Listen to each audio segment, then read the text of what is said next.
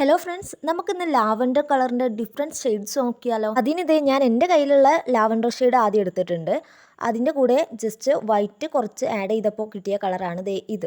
ഈ ഒരു ഷെയ്ഡ് കാണാനായിട്ട് നല്ല ഭംഗിയുണ്ടല്ലേ, എനിക്കിഷ്ടമായി. ഇനി നമ്മൾ നോക്കുന്നത് ഈ ലാവൻഡർ കളറിനേക്കാളും കുറച്ചുകൂടി ലൈറ്റ് ആയിട്ടുള്ള ഷെയ്ഡാണ്. അതിന് നമ്മൾ നേരത്തെ ആഡ് ചെയ്ത് കൊടുത്ത വൈറ്റിനേക്കാളും കുറച്ച് കൂടുതൽ വൈറ്റ് ഞാനിവിടെ ആഡ് ചെയ്ത് കൊടുക്കുന്നുണ്ട്. അങ്ങനെ കിട്ടിയതാണ് ദേ ഈ ഒരു ഷെയ്ഡ്. ഇത്രയും നേരം നമ്മൾ കയ്യിലുണ്ടായിരുന്ന ലാവൻഡർ കളറിൻ്റെ ലൈറ്റ് ഷെയ്ഡാണ് ഉണ്ടാക്കി നോക്കിയത്.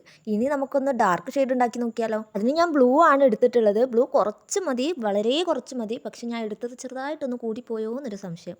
അപ്പം തന്നെ കളറൊന്ന് മാറി വന്നിട്ടുണ്ട്. പർപ്പിൾ ആണെന്ന് തോന്നുന്നില്ല, എന്നാൽ തോന്നുന്നുണ്ട്. അങ്ങനെയാണ് കേട്ടോ കിട്ടിയത്.